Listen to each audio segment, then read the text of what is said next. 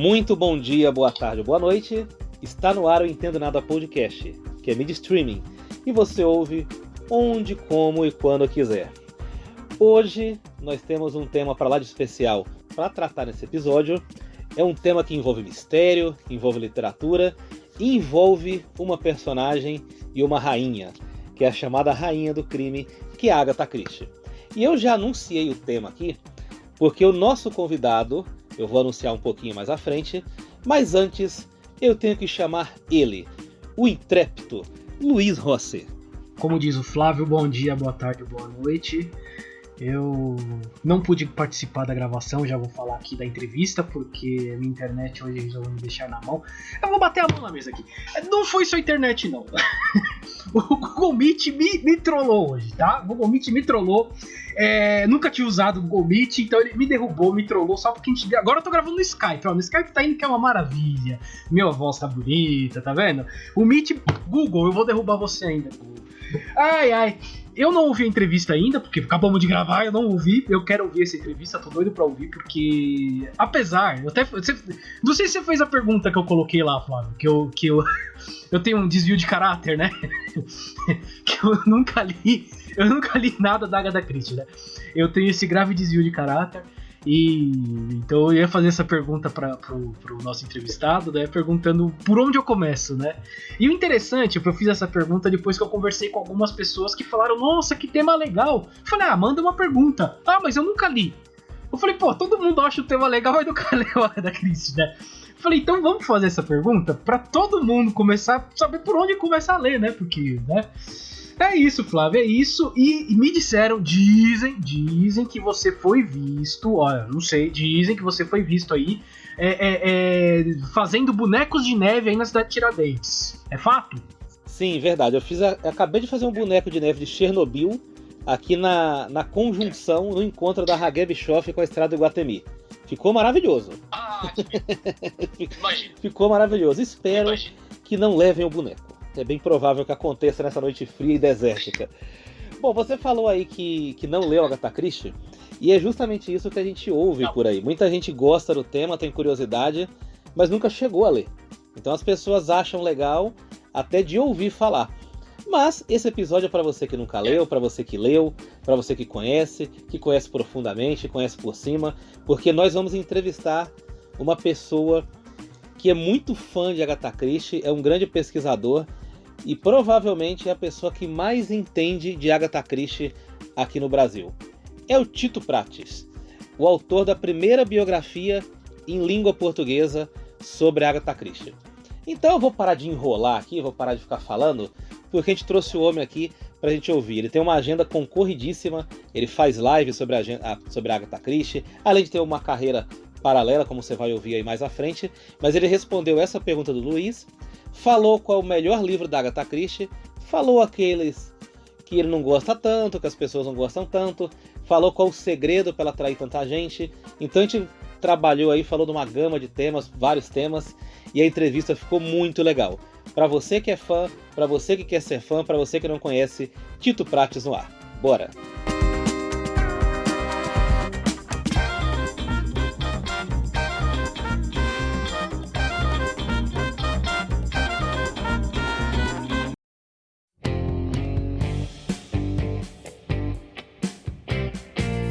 Como é de praxe no nosso Entendo Nada Podcast, a gente vai começar com aquelas perguntas que boa parte dos convidados falam que é a mais difícil das perguntas que a gente elabora aqui.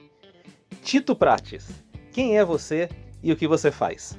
Eu sou um cirurgião dentista formado em administração de empresas que trabalhou 22 anos fazendo cirurgia pesada em hospital e depois disso a coluna travou e aí eu tive tempo na minha vida para fazer o que eu realmente queria, que era escrever uma biografia sobre a Agatha Christie. Esse sou eu. Também escrevo romance policial hoje em dia e contos de terror. A Agatha Christie entrou na sua vida muito cedo? Na infância, adolescência? 9 anos de idade. Uou, você começou por qual livro? Na verdade, eu não comecei com um livro. Eu comecei ouvindo a história de um livro, que é uma história curiosa. Eu tinha uma tia que ficou viúva e ela resolveu pintar o apartamento para não lembrar mais do marido. porque ficava triste, e aí naquela época existia um negócio chamado barra óleo, que era metade da parede pintada com tinta óleo. Sim. E conforme começaram a pintar o apartamento dela, ela empipocou inteira porque ela era alérgica ao cheiro da tinta. Eita! E aí ela teve que se mudar para minha casa. E ela tinha insônia, ela não dormia à noite. E uma amiga emprestou para ela a coleção dos livros da Agatha Christie para ela ler durante a noite. E o que aconteceu? No dia seguinte de manhã, ela me contava o que ela tinha lido. E foi Muito legal. assim que eu conheci a história do livro Um Destino Ignorado e acabei me apaixonando pela Agatha. Muito legal. É um dos volumes que eu não conheço dela. Isso aí fica a dica para eu ler aqui na sequência. É um dos menos conhecidos, um dos menos valorizados. Conhecendo hoje a obra dela como eu conheço, não vou dizer que é o mais brilhante, mas é um livro interessante. A trama é bem legal. Eu não conheço, eu nunca tinha ouvido falar desse volume. É curioso. Anotei a dica aqui e vou ler nas próximas semanas. Agora, não tem Poirot, não tem Marple, não tem Tommy Tuppence, é um livro independente de aventura, tá? Muito bom, muito bom. Bom, a gente tá falando da Agatha Christie, mas antes eu quero falar um pouquinho de você e da sua carreira como escritor. O que te levou a ser um escritor policial, Tito? Olha, na verdade eu fiz o caminho contrário, tá? Eu primeiro escrevi um guia de viagem, das primeiras viagens que eu fiz para a Inglaterra para trabalhar com a biografia. Depois eu escrevi a biografia em si, e quando a biografia estava em processo de edição, preparação de texto, isso tudo, eu fui convidado, como eu sou um dos organizadores do grupo Agatha Christie Brasil e da página Agatha Christie Brasil e Língua Portuguesa do Facebook, que vieram lá do Orkut de 1900 e alguma coisa, eu fui convidado para participar desse grupo. E aí eles me pediram, uma editora veio atrás de mim que ia fazer uma antologia em homenagem aos 125 anos da Agatha, e me pediram para divulgar. E eu, de muito abelhudo, escrevi um conto, mandei para eles, tá? E aí o bichinho pegou, porque aí foi 1, 2, 3, sei lá quantos contos eu já escrevi até hoje na minha vida. Bem, eu conheci você há muito tempo atrás no grupo do Orkut. Eu participava do grupo do Orkut da Agatha Christie, e eu lembro das suas postagens, lembro quando você falava do projeto da biografia, então eu lembro bastante de você dessa época. E pra mim... Nossa, se eu pegar uma foto lá da época é capaz de eu lembrar de você, porque eu lembro de muita gente, tem muita gente boa que veio dali. Vitor Bonini, Rafael Montes, essa turma toda cresceu no Agatha Christie Brasil. Sim, e eu vou te falar uma coisa. Foi a primeira vez que eu tive a oportunidade de conhecer com gente, conversar com gente que conhecia a Agatha Christie a fundo. Porque até então eu não tinha ninguém para conversar sobre a Agatha. Mas era grande vantagem, porque a gente realmente não conhecia, né? Ou a gente participava do grupo e ali a gente encontrou a nossa tribo, né? Sim, era muito legal. Foi um dos grupos mais ativos que eu tive. Se eu puxar aqui na memória, eu lembro de mais algumas pessoas aí que você falou. Bom, você é escritor policial, de romance policial, e todo mundo fica pensando como é que se cria um romance policial com mistérios, com aquelas pistas falsas. Para escrever um romance policial, precisa de muita pesquisa criminal, Tito? Olha, cara, você tem que ter uma base, tá? Você tem que não dar fora, tá? Agora, se você tem um bom editor, e aí você tem que procurar gente especializada, não é o meu caso, porque hoje em dia eu sou editor de romance policial, exatamente por ter aí, na minha carreira, um tempo em instituto médico legal, em sala de autópsia, em delegacia e tudo mais. O que acontece? Se você tem um bom editor, você pode fazer as coisas por ali e depois você pede uma dica, ele vai te corrigir, você não vai dar fora, tá? Mas o mínimo, por exemplo, saber alguma coisa de lei, alguma coisa de investigação, você tem que sacar, né? Mas hoje em dia, com esses CSIs da vida, Law and Order e companhia, eu acho que todo mundo já saca até demais. O grande problema é que todo mundo americaniza o rito brasileiro de investigação e de processo civil, que não é bem igual, aliás, é muito diferente do americano. Eu não sei se eu tenho a impressão errada, mas até me corrija aqui que você conhece mais a fundo essa questão, e você tocou nela agora. Me parece que a investigação aqui no Brasil, em comparação com o que eu vejo nos CSIs da vida, como você citou, ela é bem baseada em testemunho. Eu não sei se é mais ou menos por aí. É mais ou menos por aí que o pessoal comete o erro? Sim e não, cara, porque mesmo numa corte americana, tá? Eles hoje em dia têm o problema que eles chamam de efeito CSI. que o jurado chega lá achando que vai ter um monte de prova forense, vai ter DNA, e às vezes não tem, é tudo muito circunstancial e testemunhal. Inclusive tem séries também que você pode assistir por aí, falando dos erros que se fazem nessas coisas testemunhais, que induzem a testemunha ao erro, e depois a testemunha, por vergonha, por alguma coisa, acaba não concordando com aquilo que falou, para não ficar feio para ela. Mas, enfim, é bem diferente. Para começar, que aqui a investigação é feita pela polícia, tá? E lá não. A investigação é toda comandada pelo coroner, que é o chefe do departamento médico legal, que tem uma equipe de legistas, e ele vai fazer a causa-morte, ele vai comandar a organização, e depois ele vai passar isso tudo para a polícia trabalhar. Aqui no Brasil é o contrário. O cara do Instituto Médico Legal está trancado lá dentro da sala dele, ele não sabe de lá, ele não sabe onde o cara for morto, ele não sabe de nada, simplesmente trazem o corpo e fazem lá um monte de pedido, ele faz os exames e pronto, a polícia que conduz tudo. Essa é a principal diferença, tá? Quem vai conduzir a investigação. Também na lei americana tem um negócio de o primeiro que chega é o que toma conta do caso. O primeiro policial que entra pode ser o mais soldado raso na cena do crime, ele vai ser o responsável pelo comando daquela operação em conjunto com o coroner. Tito, é inegável que a gente acompanha a repercussão de algumas novelas, de alguns livros como o da própria Agatha, até pela tiragem de vendas, e é inegável que as pessoas no mundo inteiro são atraídas por algum assassino misterioso, por esse elemento do assassino misterioso em diversas obras. O que você acha que fascina as pessoas tanto assim, nesse tema? Olha, cara, um pouco o lado da contravenção, um pouco o lado do mistério, né? Um pouco o lado da fofoca, porque em toda investigação de crime, principalmente esses crimes de família, de casa fechada, tem muita fofocarada, tem podres da sociedade, tá? E, sei lá, é o lado mórbido da natureza humana, gostar do terror, gostar do slasher e gostar da investigação de crime. Eu vou interromper aqui a entrevista de vocês para fazer uma pergunta que ficou faltando para o Tito Prates. Era a pergunta que eu ia fazer, que eu queria fazer para ele. Tito Prates, eu tenho um grave desvio de caráter, né? Nunca li Agatha Christie. E foi interessante que nessa semana a gente abriu pro pessoal mandar questões e muita gente veio falar que tema legal, que tema legal. Aí eu falei, pô, então manda a pergunta aí, já que você gosta, né? Ah, mas nunca li Agatha Christie. Então, assim como eu, muita gente gosta, acha legal, mas nunca leu. O que você indicaria pra gente começar a ler a obra dela? O que a gente precisa entender? O que a gente precisa, assim... Qual o primeiro livro que seria legal a gente pra começar a ler e gostar da obra dela? Bom, em primeiro lugar, a minha lista negra acabou de ganhar mais um nome, tá? Vou colocar lá bonitinho, Luiz. Porque, olha, nunca leu Agatha Christie, eu acho que isso aí é quase um sacrilégio. Mas tudo bem, vai. Todo mundo tem direito de fazer o que bem entende. Mas não lê Agatha Christie, para quem tá ouvindo, se você não leu, é quase um sacrilégio. Vai lá, pega um e lê, você vai gostar. Agora, para quem nunca leu, eu tenho duas teorias que eu já falei, né? Aliás, vou falar em breve, mas eu tenho certeza que vai cair essa pergunta.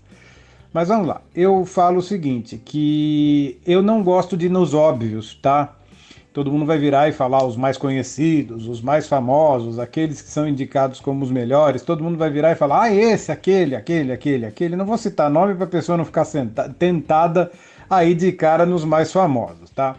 Eu acho que, assim, um bom prato para você começar a degustar é o primeiro, que é um excelente livro, O Misterioso Caso de Styles.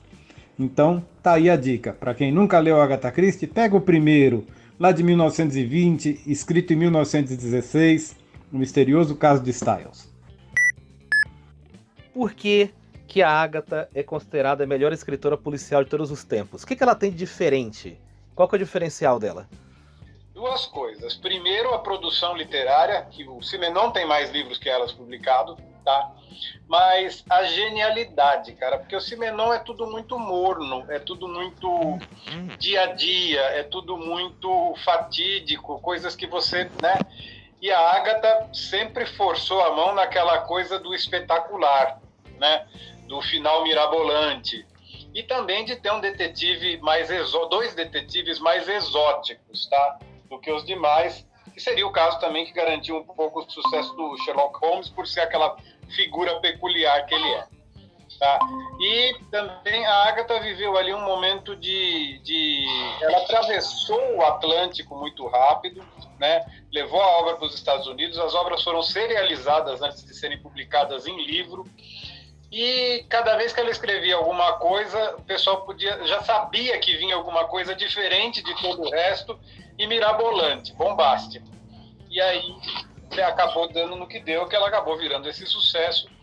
E as situações são agradáveis até hoje, e eu falo que hoje em dia o grande valor da obra da Agatha, além das investigações policiais, ela foi a única autora que retratou 50 anos de evolução da sociedade inglesa, começando na Primeira Guerra, passando pela Segunda e chegando até os anos 70, 80, 70, né, que ela morreu em 75.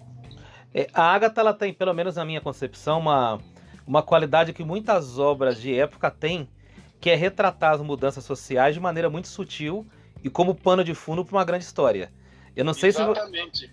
E com uma linguagem simples e acessível para qualquer pessoa. Tá? Isso é muito importante. Tem gente que quer pegar a literatura policial e transformar em alta literatura. Esquece. Não. Quem é muito ilustrado não vai querer ler frases pomposas, redondas e compostas, ou textos escritos sem vírgula, como o Saramago da vida. Quem lê literatura policial quer se divertir. Então é uma coisa leve, lenta, para esfriar a cabeça. Exatamente. A pessoa quer devorar um livro, saborear um livro, só para esquecer as coisas do dia a dia. Mas essa característica da obra dela, eu traço até um paralelo com uma série chamada Downton Abbey. Não sei se você já viu. Assisti do começo ao fim. Sou fã de carteirinha e vai sair mais um filme agora. Sim, já saiu um filme, né? Vai sair outro? Vai sair outro, estão gravando já. Tô atrasado, não assisti esse primeiro que saiu. E essa série, ela tem esse mérito da obra da Agatha Christie, que é retratar a chegada da tecnologia, por exemplo, do voto das mulheres no início do século XX, de maneira bem sutil, mas valorizando o personagem e a história principal. E na Agatha, eu acho que é assim... A primeira cena do Downton Abbey estão anunciando que afundou o Titanic, né? Bem ali na cara da Primeira Guerra Mundial. Aí eles passam pela Primeira Guerra e vão até os anos 20, mais ou menos. Sim, tem uma cena muito legal de uma personagem que ela se assusta quando o telefone toca. Não sei se você lembra dessa cena, que tá retratando ali a chegada do telefone e tal, o impacto na vida dos ingleses, e a personagem vê o telefone tocando e se assusta. Leva um susto assim. Sim, a Lady Dalton. Isso mesmo. Muito, muito legal essa cena. A Meg Smith. Isso. Fantástica. Eu lembro até da cara dela vendo o telefone tocar. Aquilo é genial. Bom, agora a pergunta mais polêmica de todas aqui. Eu acho que todo fã da Agatha Christie tem dificuldade de responder essa pergunta. Qual que é o melhor livro da Agatha Christie, na opinião de Tito Prates? Bom, o meu predileto disparado não é... Eu conheço muita gente que gosta dele, que é fã dele, mas não é dos mais famosos. Se chama Um Crime Adormecido. O último livro publicado com a Miss Marple, que foi uma publicação póstuma, e muita gente fala que a Miss Marple morre nesse livro, ou morre em Últimos Casos de Miss Marple. Não, Miss Marple não morre, ela continua vivinha da Silva, a Agatha só matou o Poirot. Esse livro também eu não li. Vendo? Não li. Ele tem um fundo de terror psicológico assim que me agrada muito. Dá uma lida que você vai gostar. Aquilo ali... Teve um outro filme que eu assisti que pegou exatamente nesse ponto e aprofundou a coisa e ficou perfeito. Mas não era um filme ligado à obra de Agatha Christie nem nada. O primeiro que eu tenho mais carinho assim até hoje, e pra mim é o preferido, embora eu não ache a melhor história dela, é Assassinato no Campo de Golfe, que foi o primeiro livro que eu li. Tá vendo? Raridade, poucos falam do Campo de Golfe, mas eu também gosto bastante dele. Na minha biografia dela, eu faço a distinção entre os dois campos de golfe que ela frequentava, tá? Porque um tá no Porque Não Pediram a Evans e o outro tá no Assassinato no Campo de Golfe, não são o mesmo. Olha, muito legal. Eu lembro que eu comprei esse livro numa promoção do Carrefour aqui em São Paulo. Aí eu vi ele lá naquelas promoções de livros, comprei de maneira despretensiosa, nunca tinha lido nada. E pra mim foi sensacional conhecer o Hercule Poirot. É Poirot ou Poirot? Qual que é a pronúncia? Poirot, isso. Isso, Você Poirot. chega na Inglaterra e fala que você quer comprar alguma coisa do Poirot, eles olham pra sua cara e falam que não tem. Aí você fala da Agatha Christie. Ah, Poirot. Mas eu insisto em falar Poirot até hoje, porque é o nome certo dele e ele brigava por causa disso. Sim, brigava. Colocava as células cinzentas pra trabalhar, de quem tava conversando com ele também. Bom, tem algum livro da Agatha Christie que você acha ruim? Ou que você não curte muito? Olha, cara, o Vitor Bonini, que é um outro escritor mais famoso do que eu, de romance policial, mas que tem metade da minha idade e que me acompanha já há uns 15 anos, no mínimo, 12 anos por aí, desde lá da nossa época de Orkut, o Bonini uma vez usou uma frase que eu roubei dele. Aliás, eu falei uma frase e ele falou, pô, essa tua frase é genial. E agora eu repito ela toda vez que me falam essa pergunta, tá? Para quem conhece toda a obra da Agatha Christie, lógico que vai falar, esse aqui não é tão bom que nem aquele. Ah, esse aqui é ruim, aquele lá é muito melhor, tá? Mas para quem nunca leu nada de Agatha Christie, um Agatha Christie considerado pelos fãs dela ruim é melhor do que 75% das coisas que você vai encontrar na livraria. E o que acontece? Eu conheço gente que se apaixonou pela obra de Agatha Christie lendo na sequência os 3 que são considerados os 3 piores. E se apaixonou pela obra dela do mesmo jeito. Quais são os 3? Olha, o pessoal não gosta de Portal do Destino, Os Elefantes Não Esquecem e Passageiro para Frankfurt. Confesso que Passageiro para Frankfurt eu tive que ler umas 4, 5 vezes e conhecer a história dela, conhecer a história por trás daquele livro para entender ele. O Elefantes Não Esquecem, eu cheguei a ler, gostei. O único que eu não gostei dela, tem a Miss Marple, tem o Hercule Poirot, mas tem uma outra dupla que trabalha nos livros. Isso, esse. Tem um livro que eu li com eles como personagens principais. Eu não sei se eu não gostei do ritmo, não sei se eu não gostei do estilo, mas eu não me adaptei muito. É um livro que eles fazem uma viagem no navio. O Inimigo Secreto. Esse. Não, o segundo livro que ela escreveu na vida não é um livro de investigação, é um livro de aventura. Ela tem as duas coisas, os livros de investigação e de aventura. Eu classifico o Inimigo Secreto, ou o Adversário Secreto, ele tem os 2 nomes aqui no Brasil, eu classifico ele como um livro de aventura e não um livro de investigação. Agora tem um livro dela, que inclusive eu tenho até dúvidas em relação ao nome, porque eu acho que traduziram de 2 maneiras, não sei se estou enganado. É um livro dela que eu li há muito tempo atrás, que tem uma senhora cega, que mora numa casa e foi assassinada. E aí deixaram os relógios, né? Os relógios, Na verdade, o título original dele em inglês é O Relógio. Sim. São os relógios. Só que muita gente confunde com O Mistério dos 7 Relógios, que no título original é The Seven Dials Mystery, mas Seven Dials não é 7 relógios, é uma praça que fica no Soho, em Londres, onde 7 ruas se cruzam, tá? E eles brincam que são os 7 ponteiros do relógio. Então, na verdade, ali é o nome da praça e os relógios é The Clocks. É completamente diferente. Mas o pessoal confunde os 2 livros até hoje. Sim, eu faço essa confusão também. Eu acho esse livro dela, Os Relógios, não é um livro dos mais badalados, pelo que eu vejo na internet. Tem outro livro de aventura dela, Os Relógios é de 1928, se eu não estiver completamente errado, eu acho que é de 1928. Desculpa, Os Relógios não. O Seven Dials Mystery, o Mistério dos 7 Relógios é de 1928 e Os Relógios já é da década de 60, 66, 64, por aí. Bom, agora vamos falar um pouquinho de adaptações para o cinema. Você gosta do que já foi feito, tanto lá no passado ou mais recentemente? O que você acha? Olha, cara, tem coisa muito boa, tem coisa sofrível. Você tá falando de cinema, não de televisão. Isso, né? Cinema. Tem coisa muito boa e tem coisa sofrível. Tem uma adaptação americana do Assassinato do Expresso do Oriente do comecinho dos anos 2000, que o Poirot é o Alfred Molina e ele é amante da Condessa Rossakoff, que é uma dona de um bordel, e eles estão viajando num trem na América e ele resolve o assassinato pesquisando as coisas na internet. Que maravilha. Olha que maravilha, hein? Que legal. Mas que coisa fantástica. A testemunha de acusação de 1958 até hoje é uma obra-prima. Ele se transformou num filme cult, e ele pode ser visto a qualquer momento com a Marlene Dietrich. Ele é fantástico, tá? E ele é atual até hoje. Ele é muito bem feito, tá? Recentemente, A Casa Torta, eu acho que com a Glenn Close deu assim um show. Eu achei muito boa a adaptação. E tem aqueles filmes que são livremente inspirados nela, não levam o nome dela, e que você acaba gostando, que é o caso daquele Knives Out, Entre Facas e Segredos. Sim, tem na Netflix. Ou na Amazon, não sei. Um dos dois lugares. Até um tempo atrás não tinha. É francês, não é? É uma versão francesa. Knives Out não, é em inglês. Ah, inglês? É inglês, inglesíssimo. Eu vou aproveitar o ensejo aqui. Você falou de uma obra que de vez em quando eu vejo gerar certa polêmica na internet. O que você acha do livro A Casa Torta?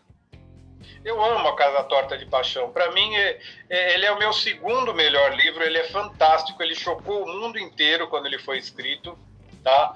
Para você imaginar, como eu te falei lá no começo, antes de ser publicado em livro, as obras da Agatha eram publicadas em séries, em revistas americanas, e A Casa Torta foi rejeitada. Eles pediram para ela mudar o final, que aquele final não podia ser. E ela bateu o pezinho e falou, não é.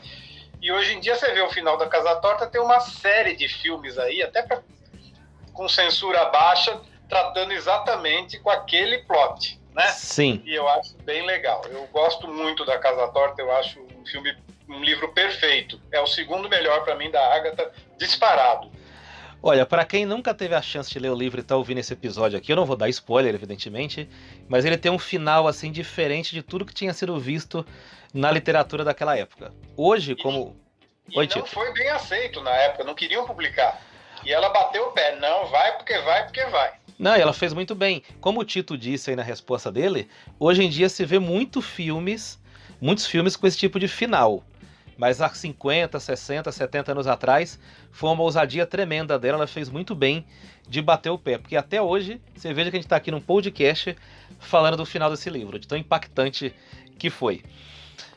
Bom, eu, particularmente, Tito, eu vou te confessar aqui, o livro que mais me impactou dela, assim, em termos de genialidade, de final, de ela tirar um coelho da cartola, foi O Assassinato do Roger Ackroyd. Mas esse daí é off-concurso, né? 1926... eu tenho uma teoria, todo mundo fala que ele foi escrito em 25, 26, eu meio que provo que ele foi escrito em 1924, ele começou a ser esboçado em 23, tá? Foi escrito em 24, antes do Segredo de Chimneys, e é lógico que é um final fantástico. Hoje em dia a gente já viu, ela mesma repetiu o truque diversas vezes e enganou todo mundo, porque ela fez de novo e ninguém percebeu que ela estava fazendo de novo. Tá? Falaram, ela fez de novo, tem até uma charge num jornal inglês, ela fez de novo e me enganou outra vez. É bem legal, não dá pra gente falar muito, senão a gente dá spoiler, mas inclusive isso daí na época, pelas críticas dos jornais não poderem dar spoiler, eles falavam, uns achando admirável e outros metendo pau, né? Sim. Só que o que acontecia? As pessoas não sabiam o que estava acontecendo, compravam o livro. Vendeu 5.000 cópias em um ano, que naquela época era alguma coisa assim fantástica. Eu ouso dizer que nesse livro da Agatha Christie tem um objeto, eu não vou dar spoiler aqui, mas tem um objeto nesse livro que ele é mais importante que os personagens que estão ali ao redor. Que é o... Sim, eu também acho. Que aquele objeto que tá ali, parece que não é importante, ele é muito importante para resolver a história. É um livro fantástico. Exatamente. Sou apaixonado por ele. O que eu mais adoro nesse livro é o Poirot jogando uma abóbora por cima do muro e quase caindo na cabeça do vizinho. Fantástico. Ele tá nervoso que ele queria cultivar uma abóbora com sabor especial e continuava tudo com gosto de água. O Poirot é fantástico. Eu acho que um dos segredos do sucesso da Agatha Christie também é o carisma dele. Não tem quem não goste do personagem. É fantástico. Eu sei que você vai me perguntar isso, mas eu gosto mais da Marple. Eu ia te perguntar isso agora. Exato, por isso que eu já adiantei. Uhum. Pra mim, eu penso o seguinte, você andando na rua, sei lá, você encontra Miss Marple andando por aí, tá? E o Poirot é exótico demais, ele é único demais, você jamais encontraria um Poirot no meio da rua. Uhum. A menos que seja alguém muito lunático, né? É verdade. A gente só acha Poirot nas CSIs por aí. Os Poirots das minhas viagens por aí, de se vestir de Poirot, de viver como Poirot, mas é meio loucura, tá? Sim, sim. É um personagem que a gente vê bastante num formato mais moderno nos CSIs da vida. O cara que é o gênio do CSI é sempre meio esquisito, meio introspectivo. Eu não sei se ela criou esse arquétipo, esse estereótipo aí, mas que só existe na ficção mesmo, só existe. Na rua é muito difícil achar. Bem dito aí por você. Agora eu queria que você contasse um pouquinho da biografia que você escreveu dela. Como que foi essa tarefa? Você teve que ir até o Reino Unido pesquisar alguma coisa? Como que foi a coleta de material e pesquisa? Olha, cara, desde os 20 anos eu já juntava coisa, tá? Aí, com o advento da internet, o que aconteceu? Eu comecei a comprar coisa lá fora e mandar trazer para cá, e comecei a descobrir que todos os meus projetos de biografia já existiam, tá? Tanto é que eu fiz uma conferência na Universidade de Cambridge em 2017, que o título era exatamente, em português, o desafio de escrever uma biografia original de Agatha Christie, tá? Porque o que você vê, metade do que você vê por aí é cópia das primeiras, ou coisa que foi inventada da cabeça de quem escreveu, ou só repete e nada de novo se constrói. Sim. E esse era o meu grande desafio. Eu falei, eu vou ter que descobrir. Graças a Deus eu fui muito feliz nesse caminho. Eu sou amigo pessoal do neto dela, Matthew Pritchard, e ele me deu acesso não só aos documentos pessoais que ele tem, como também me concedeu acesso aos 5.000 cartas que ela tem arquivadas na Universidade de Exeter. E no meio disso tudo, pesquisando uma biógrafa dela das mais linha B ou linha C, escreveu uma biografia bem ruimzinha, mas ela citava ali uma coisa que ninguém mais citava, e eu fui atrás dessa pista e eu localizei, e nem o próprio The Christie Archives tinha conhecimento disso, 101 cartas da Agatha, que hoje estão arquivadas na biblioteca da cidade de Reading, da Universidade de Reading. E com essas 101 cartas eu consegui construir algumas teorias novas. Aí você junta isso, junta as distopias entre as diversas biografias escritas, e eu encontrei meu nicho, encontrei meu caminho e escrevi a minha biografia dela. Muito bem explicado, hein? Muito bem explicado. Agora você falou em teoria, já vou pegar um gancho aí nessa palavra. Teve um período da vida que a Agatha Christie desapareceu. E reapareceu um tempo depois.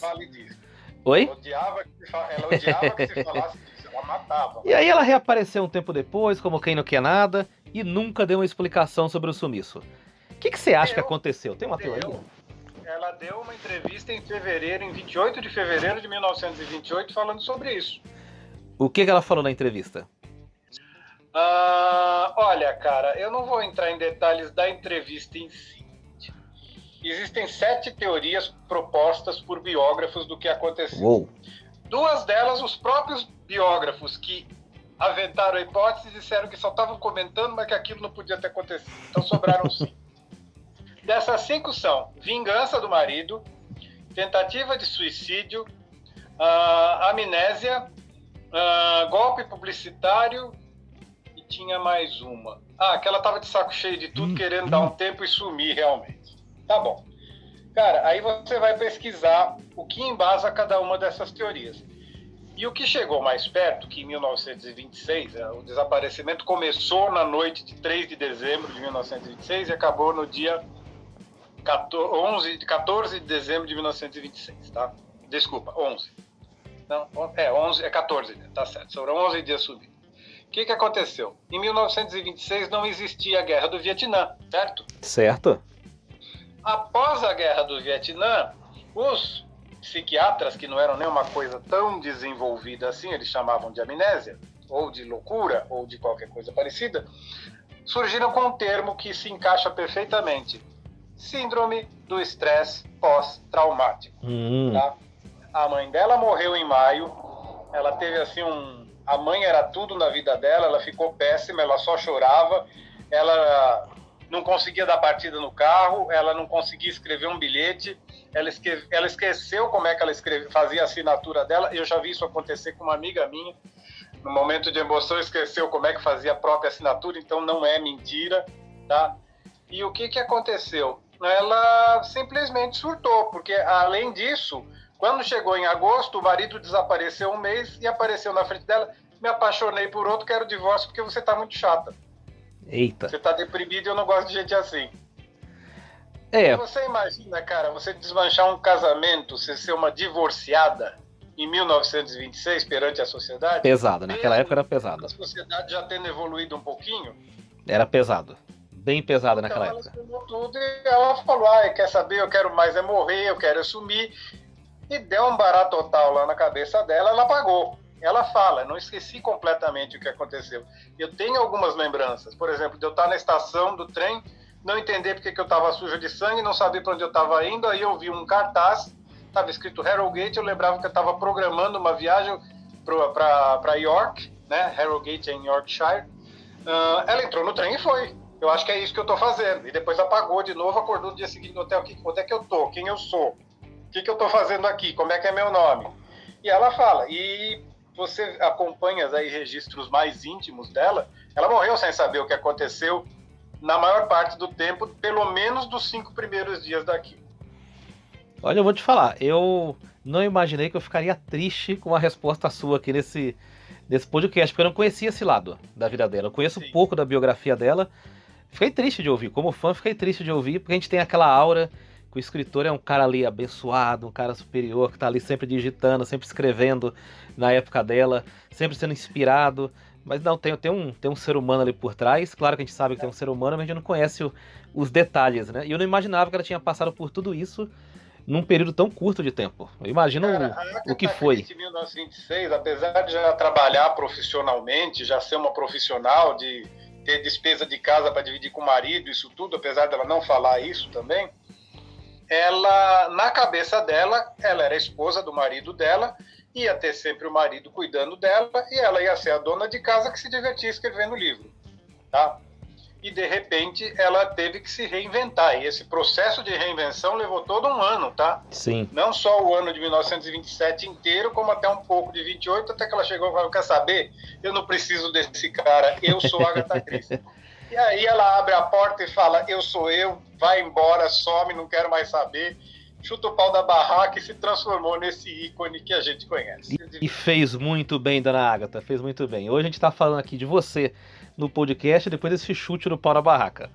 Muito obrigado. O feminismo, tá? Ela odiava? Odiava, ela falava, era muito bom antes do feminismo, que a gente só ficava em casa comendo, bebendo, indo pra festa e o marido que trabalhava. A gente não tinha que fazer nada. Bom, agora eu quero que você faça uma comparação aqui, dê uma dica pra gente que gosta de romance policial. Quem que é a Agatha Christie, ou tem algum estilo parecido com ela nos dias atuais? Olha, cara, nos dias atuais eu vou te dar aí uma sequência, tá? Apesar de não ter o lado mirabolante da Agatha, e pra mim ser sempre a mesma história que só muda de cenário, P.D. James, ela também faleceu, acho que faz uns 3, 4 anos, é uma inglesa. A Ruth Rendell, tá? Nos romances policiais, porque ela escreve coisa diferente.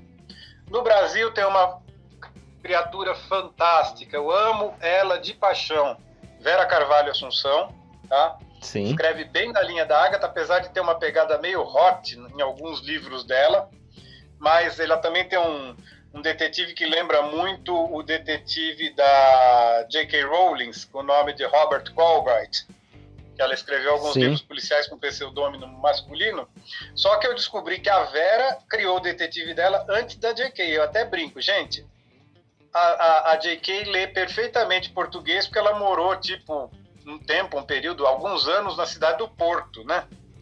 Então eu falei, será que ela leu a Vera para criar o detetive dela inspirado no Alírio Cobra? Não duvido, não duvido. Então, e eu até brinco com a Vera com isso, ela gosta dessa frase minha. Tem aí Vitor Bonini, tá? Tem um pouco do Rafael Montes. Isso eu tô falando de nacional, que chega de lamber estrangeiro, né, cara? Tem coisa boa. Tem muita coisa boa aqui. Vicente Hughes, que é um pouquinho mais, assim, light no estilo da Agatha. Ele seria mais a Miss Marple. As histórias dele seriam mais histórias de Miss Marple, que eu também gosto bastante. Ele está, inclusive, na minha revista Retro 5. E teve também na Retro 1.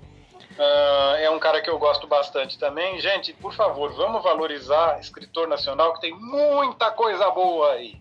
Tem muita coisa boa, a revista super interessante, inclusive tem feito um serviço muito bom nesse sentido, porque na última página das últimas edições, pelo menos esse ano que eu vi, ela abre um espaço lá para um conto de algum escritor brasileiro. E tem muita coisa boa na área policial, na área criminal lá. Então, quem quiser pegar alguma dica também, além de ouvir o que o Tito falou aqui, vai lá, anota o nome do cara, da menina que escreveu lá, que tem muita coisa boa, que é super interessante e tem divulgado.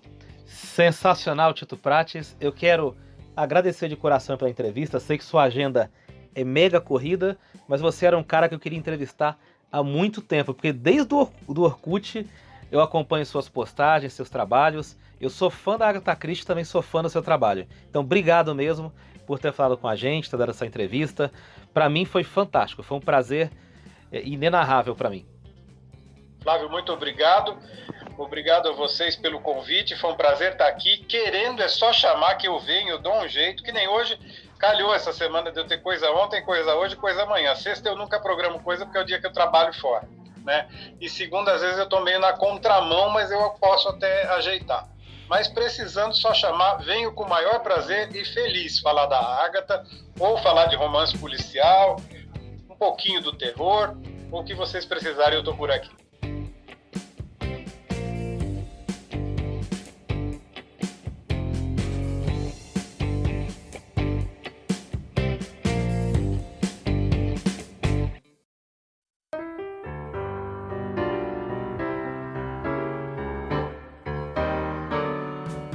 Depois dessa entrevista sensacional, que você ouviu tudo aí sobre o Tito Prates, aprendeu um pouco mais sobre a rainha do crime, Agatha Christie, e eu tenho certeza ficou com um gostinho de quero mais, além da entrevista, também para conhecer a obra dessa brilhante escritora, a gente vai começar aqui com as dicas culturais.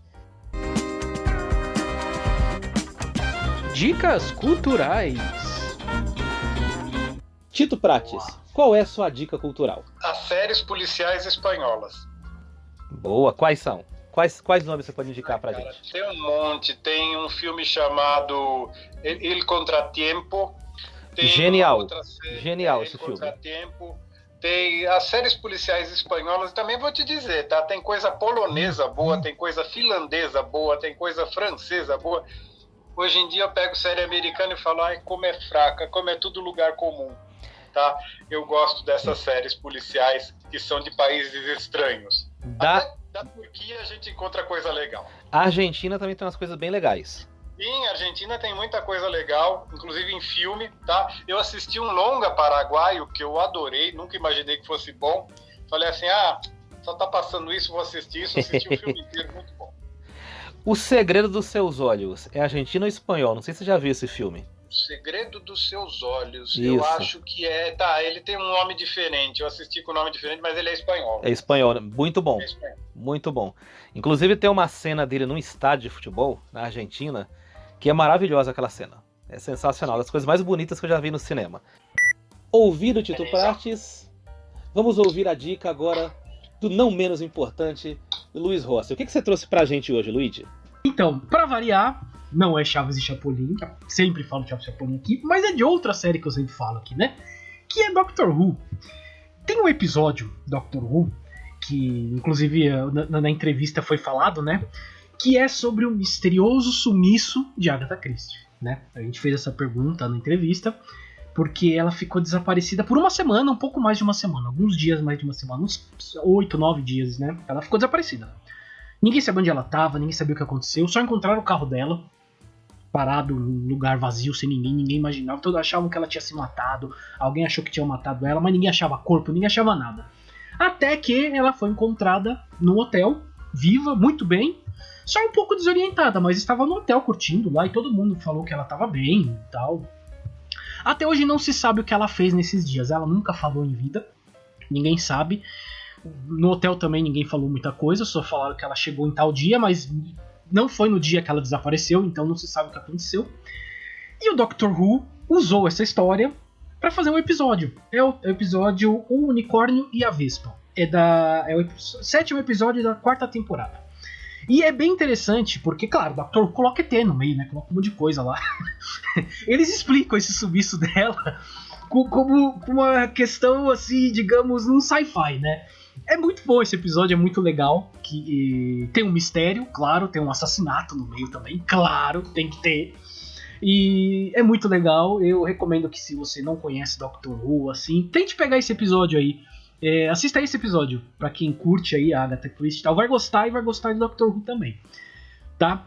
Tem no Globoplay, tá lá no Globoplay, tá todas as temporadas lá, então dá pra você assistir tranquilo. Então, temporada 4, episódio 7. É isso aí, Flávio. Belíssima dica. Eu fiquei curioso pra assistir. Belíssima dica, hein? Eu acho que Dr. Who... legal, é bom isso.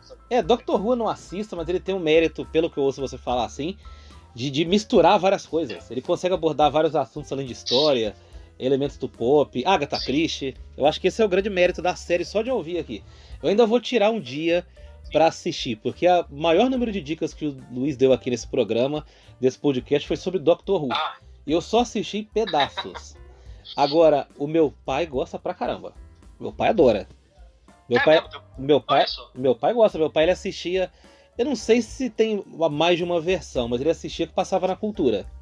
É a mesma. E, inclusive, acho que esse episódio deve ter passado na Cultura, porque ele é da época. Deve ter passado. Mas é continuação, né? O Dr. Who só vai mudando o personagem, né? Eles vão mudando, mas continua sendo Dr. Who. Nossa, meu pai adorava, não perdia um. Bom, a minha dica vai ser sobre Agatha Christie. E eu vou falar sobre um livro que hoje ele está sendo lançado. Ele é lançado até hoje, ele faz muito sucesso, mas com um nome diferente. Antigamente esse livro se chamava O Caso dos 10 Negrinhos. Mas, como você pode imaginar, hoje é um nome que não se aceita. E dentro daquela temática, talvez não fosse aceitável mesmo trabalhar esse nome hoje, né? Não vou entrar aqui em polêmica. Hoje ele é encontrado nas livrarias e na Amazon, nos PDFs, com o nome de E Não Sobrou Nenhum. E por que eu vou indicar esse livro? Porque esse livro ele é fantástico, ele é extremamente divertido. Se você quiser esquecer os problemas, quiser ter um final de semana aí mergulhado numa leitura para relaxar, esse é o livro indicado. O que acontece? 10 pessoas que não se conhecem recebem um convite para uma festa de um suposto milionário numa ilha deserta. Chegando lá, eles encontram uma ilha deserta, que não tinha ninguém, de fato, era deserta ao pé da letra, e tinha um poema escrito nessa ilha, no lugar lá que eu não me lembro exatamente onde era. E eles começaram a morrer na sequência que estava naquele poema. Por exemplo, tinha um trecho assim: e um foi nadar no mar e o peixe pegou. O segundo foi fazer não sei o que lá e se queimou. E as pessoas foram morrendo naquela sequência que estava descrita no poema. Até que o livro chega ao final e morreu todo mundo. E não tinha ninguém na ilha. Esse é um dos livros que tem um dos maiores mistérios da literatura policial. E é um dos livros mais copiados nos cinemas até hoje. É muito comum você entrar em filme da Netflix e ter esse mesmo artifício das pessoas irem para uma casa deserta, para uma casa no meio do mato, começar a morrer todo mundo e ninguém saber quem é o assassino. É um artifício que se usa muito em Hollywood até hoje. Então eu indico esse filme porque é um clássico, esse livro porque é um clássico, porque ele criou um tipo de roteiro, um tipo de história que é copiado até hoje, e porque o final, que eu jamais vou falar para vocês aqui, é espetacular e inimaginável. Então eu indico para vocês ou O Caso dos 10 Negrinhos, se for uma edição antiga, você vai achar assim no sebo, ou E Não Sobrou Nenhum, se for em PDF, se for na Amazon, se for em site livro, ou se for numa Saraiva ou Siciliana da Vida, uma edição nova. Anotem aí que esse livro vai ocupar e vai divertir muito o seu tempo quando você tiver um tempinho por aí. Siciliano, cara. Porra, você foi longe agora, hein? Siciliano da vida, você foi longe. Você foi longe agora. Siciliano é bom. Ai. Olha, não mexe comigo que eu vou falar da Nobel. Vou falar da Nobel. Mas a Nobel ainda existe. A Nobel ainda existe. A Siciliano foi comprada pela Saraiva. Não sei há quantos anos aí já. Então, a Nobel eu não sei quanto tempo vai existir ainda, né? Tem que ver isso aí. Tem isso também. Quanto tempo vai durar ainda. Ai. Porque a Saraiva, infelizmente, tá mal das pernas, né? Infelizmente. Já fechou um monte de loja. E parece que livraria um negócio que vai entrar em extinção daqui a um tempo. Sim. Mas por incrível que pareça, o Sebo do Messias, tá lá. Que é um baluarte do centro de São Paulo, tá lá firme e forte. Por incrível que pareça. Firme e forte. Os sebos continuam firmes Firme e fortes. Bom, depois dessa sessão editorial aqui, a gente vai passar para o próximo quadro, que são salves, chamegos e sapatadas. Salves, chamegos e sapatadas. Hoje eu tenho um salve, um beijo muito especial para a Ariadna, que é minha amiga, acompanha a gente aqui há muito tempo. Ela ouve vários episódios nossos e desde o começo ela sempre está nos apoiando e mandando mensagem. Ela mandou um salve pra gente, ou melhor, um chamego, né, Luiz? Mandou um chameguinho pra gente aqui, dizendo que o último episódio nosso ficou incrível e foi o episódio do Paulo Arnaldo, Eu Venci, sobre a Covid. Ela elogiou bastante esse episódio. Eu quero mandar um beijão pra ela, agradecer pela audiência qualificada de sempre. E por coincidência, aliás, nada é coincidência nessa vida, a gente tá mandando um beijo pra ela no episódio sobre livros, sobre Agatha Christie, conversando com Tito Prates. E se tem uma pessoa que gosta de ler, é a Ariadna. A Ariadna é uma leitora assim, fanática, tá sempre com livro. Desde que eu conheço ela, sempre gostou de ler. Então não tem episódio melhor para mandar um beijo para ela. Valeu, Ariadna. Tamo junto. Valeu, Ariadna, muito bom aí. E realmente, né, calhou de ser num episódio sobre livros e uma escritora tão famosa que é a Agatha Christie, né? Então, eu tenho um salve aqui pra Simone Gomes, né? Ela viu nossa live do Cringe depois, né? Ela não assistiu no dia, não deu pra ela assistir, mas ela assistiu depois no YouTube, deixou lá um recadinho no YouTube falando que ela adorou, gostou muito, que ela também é cringe, e que se ela estivesse lá, ela teria falado das polainas. Eu falo, olha só. Polainas que voltaram à moda, né, Flávio? Pelo menos eu vejo nas academias aí, as mulheres tudo usando polaina, né? Voltou à moda. O negócio tá na moda de novo. Eu vejo bastante calça de cintura alta. Ah, voltou também. Calça de cintura alta, eu vejo bastante. Voltou também. Era uma coisa que se usava muito nos anos 80, começo dos 90. A gente vê a mulherada usando bastante hoje em dia. Não, voltou também, voltou. As modas são cíclicas, vão e voltam, né? Eu só quero ver as pessoas voltar a usar mullet. Ó, desafio. Voltem a usar mullet. Aí eu quero ver. Desafiando. Usem mullet. E já aproveitando aqui o espaço, eu queria, na verdade, mandar um salve especial, uma coisa muito boa. A gente tá de saco cheio de dar notícia ruim aqui. A verdade é essa. A gente tá de saco cheio de dar notícia ruim aqui. De falar de pessoas que feneceram, que faleceram, amigas nossas, amigos nossos. Olha, então, uma notícia muito legal. Eu nem conheço a pessoa, mas a notícia é tão boa que eu falei, eu vou dar essa notícia no podcast, né? É uma amiga da minha namorada, da Vani, né? Um beijo, Vani. Ela ficou internada mais de um mês, entubada, estando grávida. Ela ficou com Covid. Pois bem, essa semana ela saiu saiu, né? Extubaram, acho uma palavra tão feia, mas extubaram ela, né? Tiraram o tubo dela. Ela está bem. E o melhor, o neném está bem também. Ele está na barriga lá, tem 4, 5 meses de gravidez, está bem, está inteiro. A gravidez está indo ótimo, está indo bem. Ela está no hospital ainda, claro, porque afinal, um mês internado, você, né? A gente sabe, sai de um jeito que olha, mas ela está bem, a pior parte passou. Então, assim, quando aparece uma notícia dessa, eu acho que mesmo que a gente não conheça a pessoa, mesmo que não seja nem amiga de alguém que você conheça, acho que a gente precisa dar essas notícias. Porque, realmente, depois de um mês, estando grávida, Covid, a pessoa consegue sair com o neném na barriga lá, tá bem, o feto tá bem. Olha, é o tipo de notícia que a gente queria dar sempre aqui, né, Flávio? Sim. Por mais notícias como essa. Nossa, como o Luiz disse, a gente tá de saco cheio da notícia ruim. Não só de saco cheio, a gente ficou triste com tudo que a gente noticiou aqui nas últimas semanas. Não foi fácil pra gente dar algumas notícias aqui. E sempre que tem uma notícia boa como essa, e eu quero compartilhar a felicidade de vocês também, é um alívio pra gente. É um sintoma de esperança. Eu fico muito feliz aqui também quando eu vejo pessoas sendo vacinadas e colocando foto no Facebook. É muito legal você ver familiares, ver amigos, ver conhecidos tomando vacina, sabe? É uma coisa que pelo menos meu coração fica cheio de alegria, porque eu quero ver todo mundo bem, quero ver todo mundo saudável, dando risada, feliz, namorando, ganhando dinheiro. E pra isso tem que tomar vacina. Se não tomar vacina, você não faz nada disso que eu falei aqui. Então eu fico muito feliz.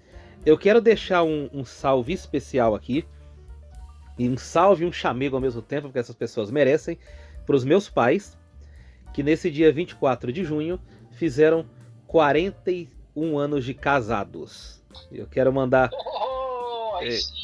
Pois é, 41 anos, quero mandar um mega beijo pra eles, dizer que amo eles, que eles moram no meu coração, eles são a minha inspiração, e dizer que 41 anos de casados é uma raridade, né? Hoje em dia é cada vez mais difícil. Olha. E tenho muito orgulho da história que eles construíram. Quero dedicar esse episódio a eles. Então, beijão, seu Fausto, Dona Graça, vocês moram no meu coração, amo vocês. Isso aí, parabéns ao seu Fausto e à Dona Graça, parabéns. E que vão chegar aos 150 anos juntos, eu tenho certeza. Ô louco! Ô louco, não duvido. Não duvido. Bom, agora é hora do jabá, Luiz. É hora do jabá. Tito Prates, dê o seu jabás, fique à vontade aí. O microfone é seu. Tito Prates, hora do seu jabá. Aqui no Entendo Nada Podcast. Rede social, biografia, pode anunciar o que você quiser aqui, espaço aberto. Legal. A biografia da Agatha em forma física está esgotada. Estamos preparando uma nova edição, deve chegar aí em setembro, outubro, alguma coisa assim. Mas você pode ler ela na Amazon, em e-book. Meus e-books estão lá na Amazon, Tito Prates. Você digita Tito Prates, você vai encontrar todos eles. Tem livros curtinhos de contos, tem longas. Tem meu livro Museu do Crime, que também está chegando no final a edição física. Vou ter que programar uma reedição. Tá? E que mais? No Instagram, Tito Prates, no Facebook, Tito Prates, e também no Instagram e no Facebook, já que você falou de revista super interessante com um conto que divulga coisa brasileira, né? Eu tenho uma revista própria que já está no volume número 5, que se chama Revista Mistério Retrô, é Mistério com Y, em homenagem ao primeiro livro de mistério de romance policial escrito no Brasil, que se chamava O Mistério, de 1920, com Y. E ali você vai encontrar, em média, de 14. Essa próxima, eu vou até dar um jabazinho aqui para você, um spoiler. Opa. A próxima vai ter 22 contos, mas vai ser exceção. Normalmente ela tem 14, 12, dependendo do tamanho dos contos. Tudo de autor nacional e tudo de você falar, não acredito que isso é bom assim. Você imaginar, a cada edital que eu abro para seleção de contos, eu recebo 200, 220 trabalhos e eu seleciono, eu mesmo, edito e depois mando para o meu revisor ortográfico cuidar dos textos. Ela é super bem diagramada, ela tem ilustração e ela é retrô, tá, cara? Ela é com cara daquelas magazines Hillary Quinn, seleções Reader's Digest dos anos antigos. Luigi, missão cumprida, mais um episódio gravado, dessa vez com o sensacional Tito Prates falando da não menos sensacional Agatha Christie. Foi mais uma aula, como a gente fala aqui, não foi, Luiz? Foi legal pra caramba. Sempre é, né? A gente tem sorte e competência, né, na verdade, né? O Flávio é muito competente em achar os convidados, né? Não é só uma questão de sorte, não. A gente tem realmente muito bons convidados. E toda entrevista nossa é uma aula, né? Eu acho isso, assim, fascinante. Se não tem ninguém ouvindo, pelo menos a gente tá aprendendo, Flávio. Isso já tá... já vale a pena o podcast. A gente, cada entrevista aqui é uma aula pra gente. A gente leva tão a sério esse negócio de aula que hoje a gente tentou imitar uma aula de verdade. A gente tentou fazer pelo Google Meet, que é o que o pessoal tá usando pra fazer aula na rede estadual e municipal. E pra fazer o negócio direito... A gravação foi caótica também. Pra vocês verem como a gente levou a sério a imitação. A gente levou ao pé da letra a imitação. Então, a gente tá rindo aqui, foi caótico, mas valeu a pena, a gente conseguiu uma baita entrevista. Eu tô muito feliz com esse episódio, porque eu sou fã da Agatha Christie, sempre li a Agatha Christie, eu contei um pouco da minha história com ela no episódio. E espero que você que nunca tenha lido, tenha curiosidade de ler, porque é um belo passatempo. Quem conhece está satisfeito com o que ouviu, e quem é fã, quem é fanático, pode até já ter conhecido previamente algumas coisas que foram faladas aqui. Mas do jeito que o Tito falou, eu tenho certeza que você nunca tinha ouvido em nenhum lugar. Então, com missão cumprida, hora de encerrar esse belo episódio, meu caro Luiz Rossi. Bora, fumos? Bora! Fumos, gente! Valeu! Valeu, abraço, galera. Tchau, tchau.